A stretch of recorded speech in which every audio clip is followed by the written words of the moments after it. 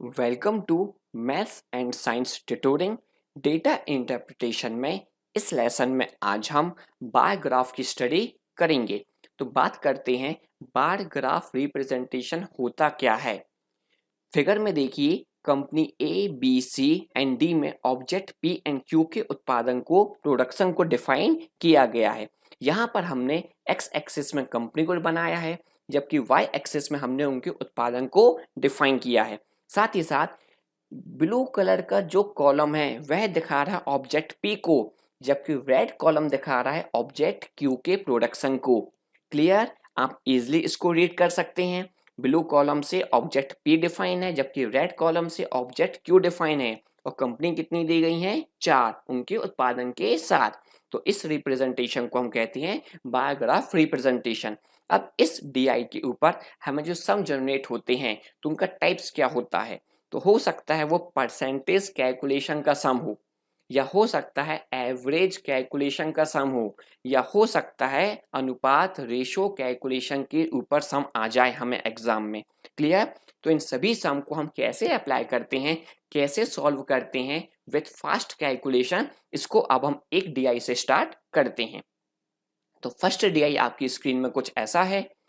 दिए गए bye graph में अलग अलग कंपनियों की आय और व्यय को दर्शाया गया है। आय मतलब इनकम, कितना अर्न हो रहा है पैसा।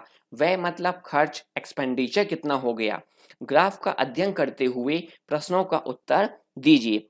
अब इस ग्राफ की यदि हम स्टडी करना चाहें तो हमने एक्स एक्सिस में कंपनी PQRST को डिफाइन किया है, जबकि हमने कॉलम ब्लू से इनकम डिफाइन की है और कॉलम रेड कलर से हमने उनके एक्सपेंडिचर को डिफाइन किया है। साथ ही साथ इंपॉर्टेंट है 1 यूनिट इक्वल्स टू 1000, मतलब एक यूनिट पे वैल्यू कितनी है? 1000 वैल्यू है।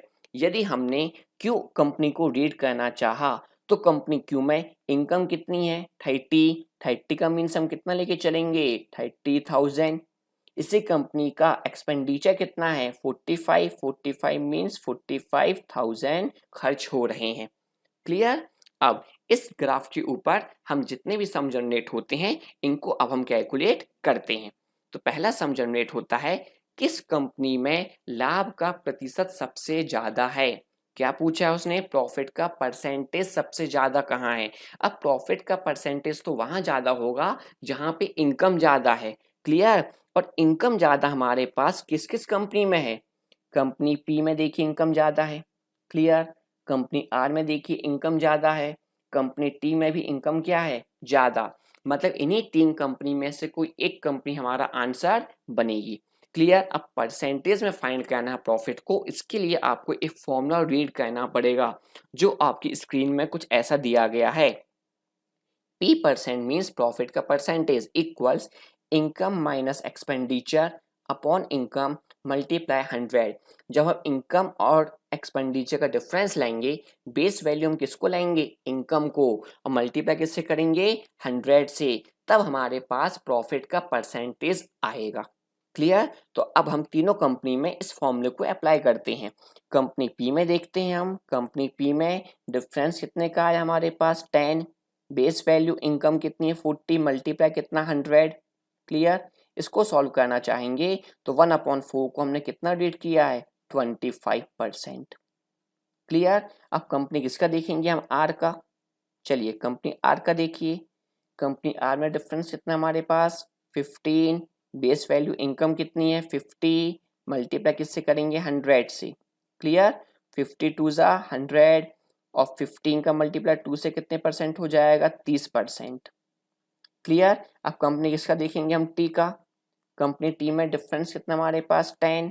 बेस वैल्यू इनकम कितनी है? 25 मल्टीप्लाई किससे करेंगे? 100 से। और 25 फोर जा कितना होता है? 100 और 10 फोर जा कितना हो जाएगा? 40%। क्लियर?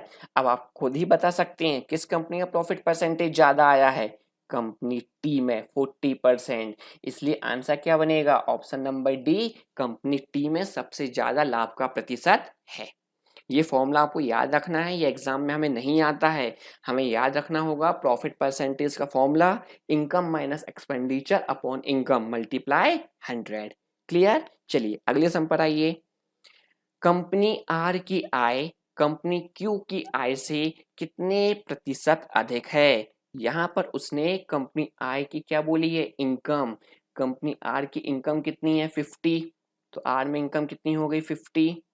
फिर उसने कंपनी क्या ली है क्यू, कंपनी क्यू की इनकम कितनी है 30, क्यू में कितनी है 30, क्या बोला है से कितने परसेंट अधिक है। तो कितना अधिक दिख रहा है ये 20 अधिक है। और बेस वैल्यू क्या बनेगी जिससे कंपेयर हो रहा है, मतलब क्यू से, मतलब 30%, मीन्स मल्टीप्लाई 100। और इसको सॉल्व करोगे 2/3, 2/3 का फ्रैक्शन कितना होता है 66.6%। मैंने आपको याद कराया है ये परसेंटेज। क्लियर। चलिए अगले सम पर आइए। कंपनी आर और एस की औसत आय कंपनी पी और क्यू की औसत आय से कितनी अधिक है। इसमें परसेंटेज नहीं फाइंड करना है, सिंपल बताना कितना डेटा ज्यादा है। किस कंपनी का आय बोली है, आर और एस की आय। कंपनी आर और एस में कितनी इनकम हो रही है 50/40 कितना हो जाएगा 90। एवरेज कैसे आएगा 90 का हाफ कितना हो जाएगा 45।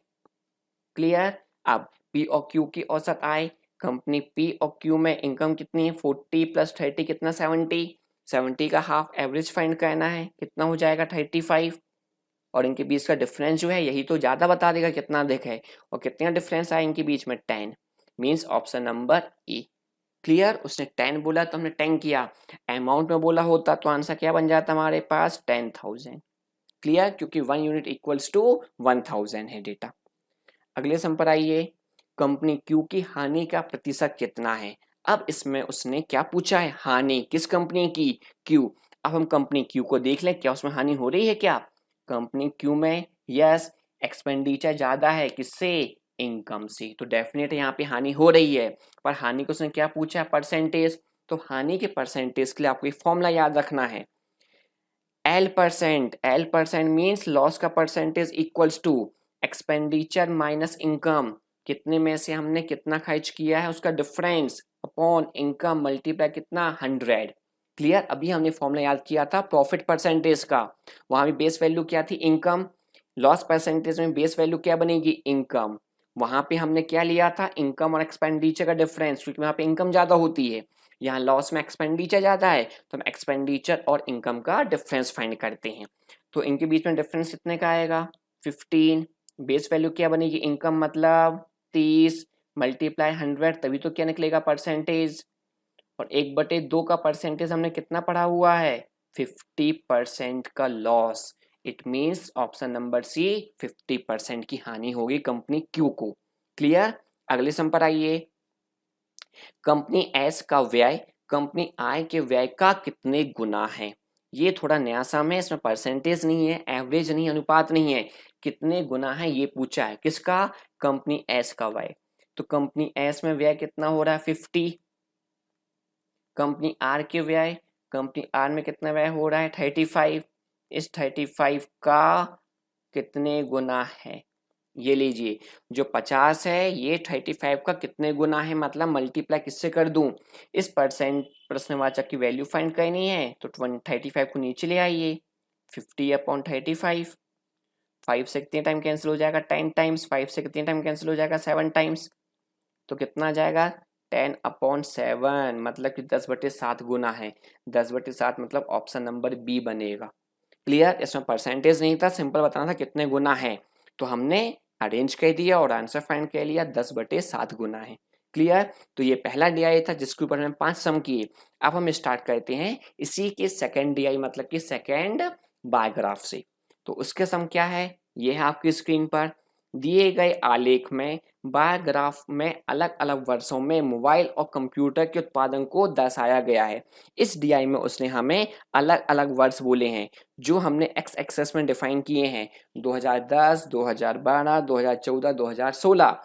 और 2 सेक्टर दिए हैं, कौन कौन से सेक्टर, एक दिया है मोबाइल जिसको हमने ब्लू से डिनोट किया है, एक दिया है कंप्यूटर का उत्पादन जिसको हमने किससे डिफाइन किया है रेड कलर से। क्लियर है। और ये उनके प्रोडक्शन उत्पादन दिया गया है, यहाँ पे भी दिया गया है 1 यूनिट इक्वल्स टू 1000, मतलब यहाँ 20 का मतलब क्या लाएंगे हम 20,000, 50 का मतलब 50,000। क्लियर। रेड वाला कंप्यूटर के लिए है, ब्लू वाला मोबाइल के लिए है, और कितने साल हैं 4 साल। क्लियर। अब इसके सम हम सॉल्व करते हैं।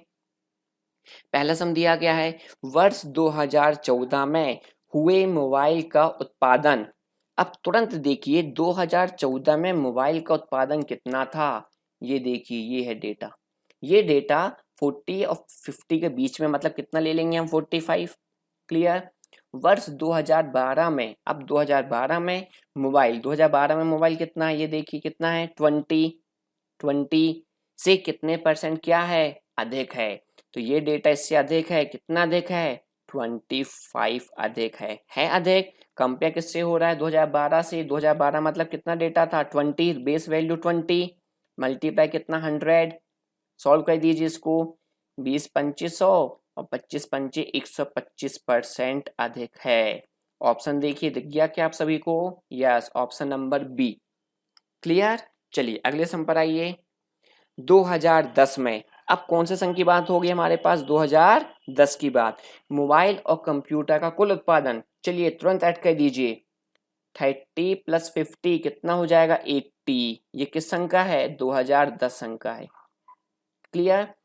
वर्ष 2016 में, अब वर्ष 2016 देखिए मोबाइल और कंप्यूटर के कुल उत्पादन, यहाँ भी दोनों को ऐड कर दीजिए। तो 40 और 25, 25 क्यों 20 और 30 के बीच में है, तो 40 और 25 कितने हो जाएंगे 65।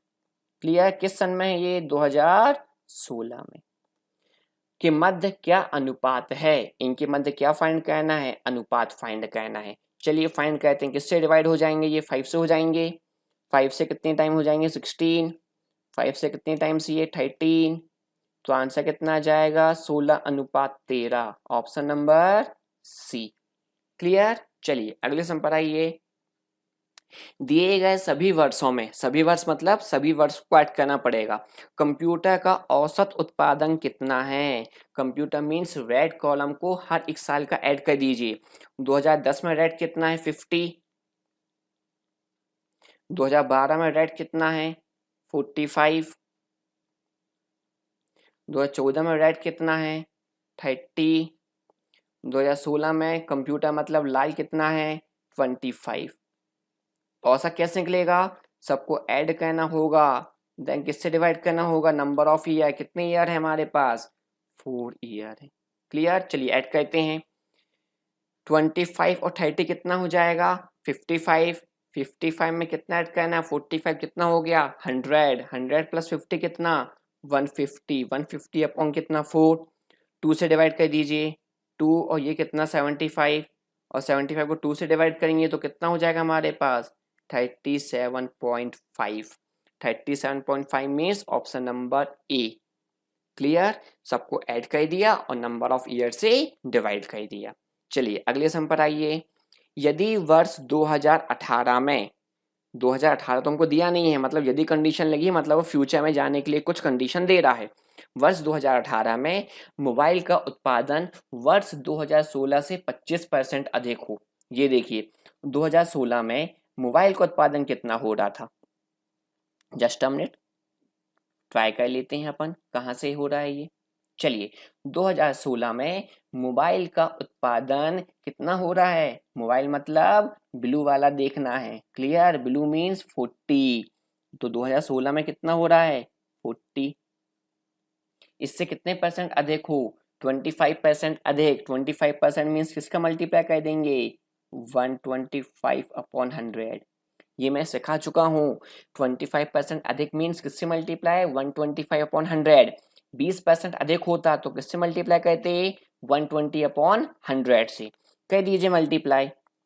डिवाइड किससे हो रहा है ये, डिवाइड हो रहा है क्या चेक करिए।